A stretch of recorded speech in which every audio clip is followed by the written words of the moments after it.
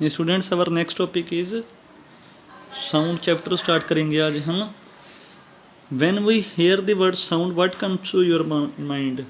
जब हम sound word सुनते हैं तो क्या माइंड में आता है? A variety of things such as music, school bell, traffic noise, your teacher's voice and so on are some of the things one commonly thinks of. जितने भी साउंड्स वो डेली लाइफ में अपनी सुनता है तो उसको सभी वो चीज़ें याद आनी शुरू हो जाती हैं।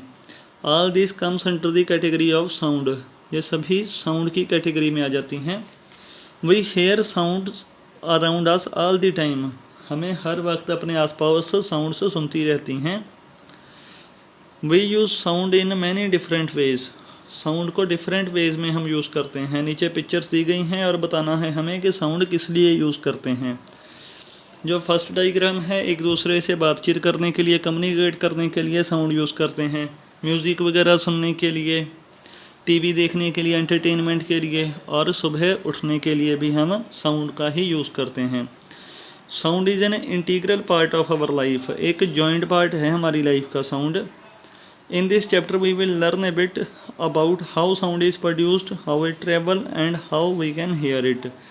इस चैप्टर में हम पढ़ेंगे कि साउंड कैसे प्रोड्यूस होती है, कैसे ये ट्रैवल होती है और कैसे हम इसे सुनते हैं, और हम प्लीजेंट एंड अनप्लीजेंट साउंड के बारे में भी पढ़ेंगे।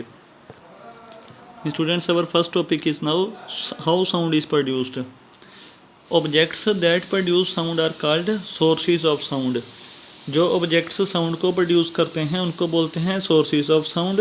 The study of sound, how it is produced, propagated and received is of great importance to us.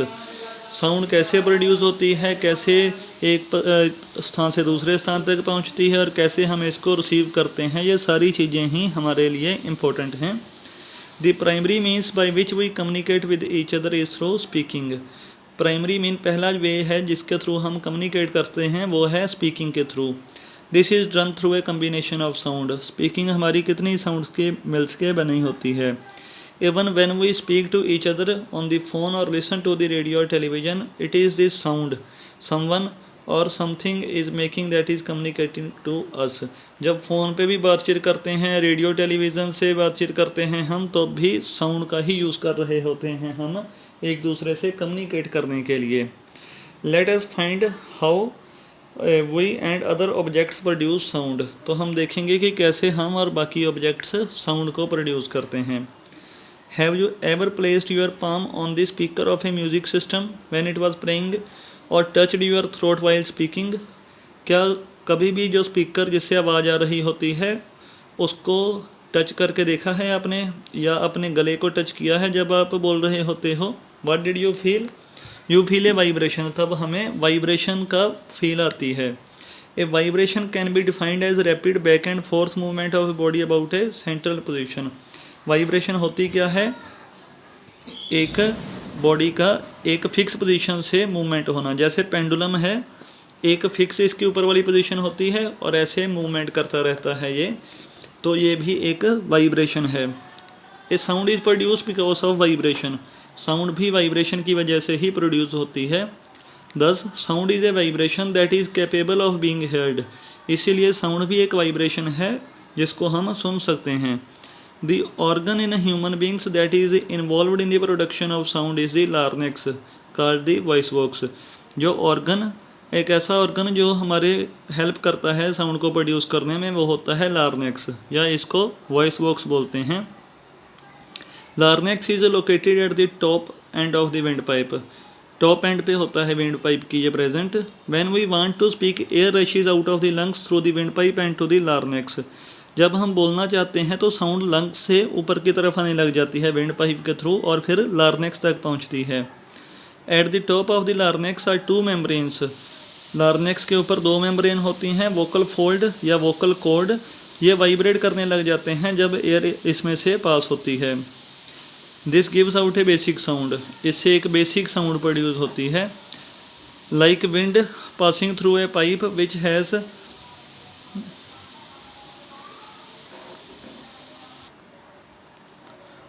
A membrane with a narrow opening at the other and.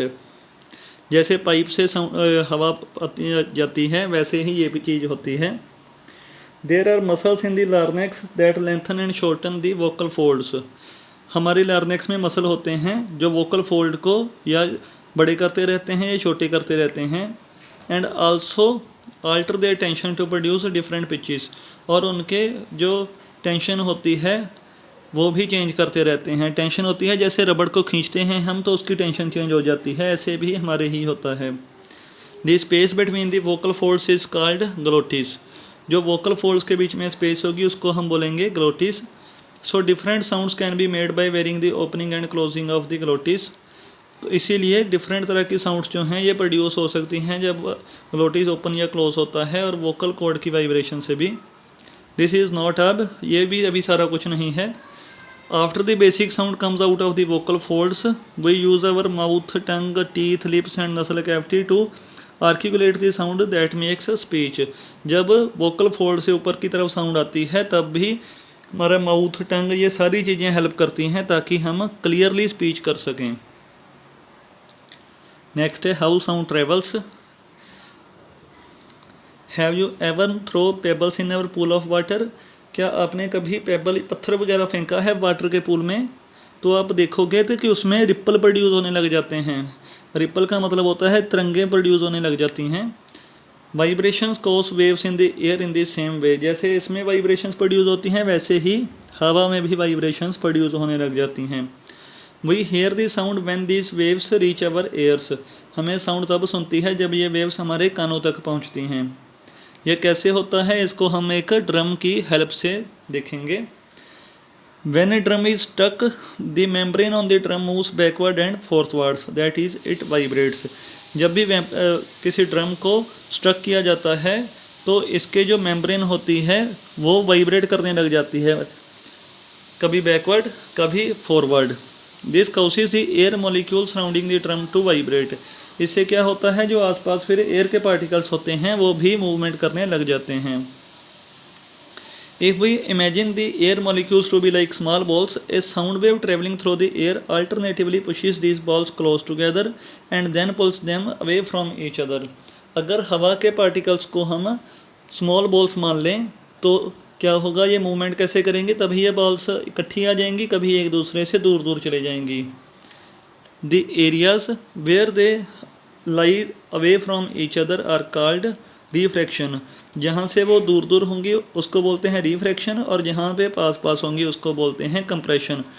जैसे ये diagram देख सकते हो आप, जहाँ पे एयर पार्टिकल्स इकट्ठे हैं उसको बोलते हैं कंप्रेशन, जहाँ पे दूर दूर हैं उसको बोलते हैं रेयरफेक्शन। ये डायग्राम में पूरा रिप्रेजेंट किया हुआ है इन्होंने। As the sound wave propagates the molecules themselves don't move from one point to another, they only vibrate about their mean position. जब साउंड प्रोड्यूस होती है या साउंड वेव चलती है तब पार्टिकल्स अपनी सेंट्रल पोजीशन से ही राउंड मूव करते रहते हैं। जैसे ये मान लेते हैं कि ये हवा के मॉलिक्यूल्स हैं, तो जब साउंड एनर्जी इनसे टकराएगी तो ये पार्टिकल जो है पहले इधर को जाएगा फिर वापस आ जाएगा। ये अपनी एनर्जी सेकंड को दे देगा, सेकंड भी ऐसे ही मूवमेंट करने लग जाएगा अपनी मेन पोजीशन के अराउंड, फिर थर्ड ऐसे ही मूवमेंट करने लग जाएगा। तो ऐसे ये मूवमेंट करते जाएंगे जब तक साउंड हमारे कानों तक नहीं पहुंचती। Next is sound needs a medium to travel. Sound को कोई ना कोई मीडियम चाहिए होता है ट्रैवल करने के लिए, जैसे सॉलिड, लिक्विड और गैस हो गया। They can not travel through vacuum, वो वैक्यूम के थ्रू ट्रैवल नहीं कर सकते।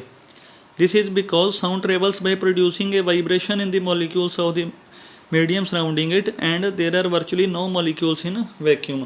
इसका रीज़न क्या है, साउंड ट्रेवल होने के लिए अपने आसपास के मॉलिक्यूल्स पे डिपेंड करती है, पर वैक्यूम में कोई भी ऐसा मॉलिक्यूल नहीं होता, इसीलिए साउंड इसके थ्रू ट्रेवल नहीं कर सकती। Next is how our ears catch sound. हमें साउंड सुनती कैसे है। हमारे जो एयर है इसके 3 पार्ट्स होते हैं, आउटर एयर, मिडल एयर और इनर एयर। इसी की हेल्प से हमारे जो है माइंड तक आवाज़ जाती है, माइंड हमारा पहचान सकता है कि किस चीज़ की आवाज़ है ये।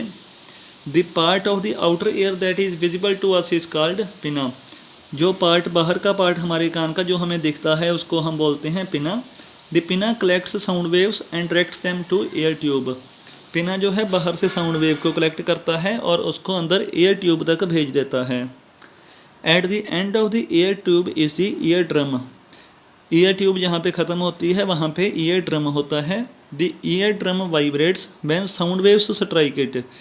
जब साउंड वेव्स ईयर ड्रम से टकराती हैं तो ईयर ड्रम वाइब्रेट करने लग जाता है। And transmits the sound to the middle ear, और साउंड को मिडल एयर की तरफ ट्रांसमिट कर देता है। नेक्स्ट है middle ear. The middle ear is a cavity with 3 important ear bones. जो मिडल एयर है वो एक कैविटी है, एक होल है जिसमें 3 बोन्स होते हैं।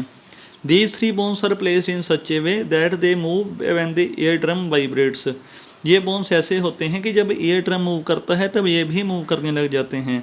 And therefore transmit vibration to the inner ear. इसीलिए वाइब्रेशन जो हैं इनर एयर को भेज देती हैं। नेक्स्ट इज inner ear. The inner ear is connected to middle ear through a small opening. जो इनर एयर है एक स्मॉल ओपनिंग के थ्रू मिडल एयर से जुड़ा होता है। The inner ear is filled with a fluid. Inner ear में fluid यानी कि पानी एक भरा होता है। When this fluid vibrates, it excites tiny hair in the inner air। जब ये फ्लूइड वाइब्रेट करता है तो ये टिनी हेयर को भी वाइब्रेट कराना स्टार्ट कर देता है। These hair transform the vibrations into electrical impulses। ये जो हेयर है ये वाइब्रेशंस को इलेक्ट्रिकल इम्पल्स में चेंज कर देते हैं और ये ब्रेन तक पहुंचते हैं फिर ऑडिटरी नर्व के थ्रू। इसी तरह हम जो साउंड हैं वो सुन सकते हैं कोई भी।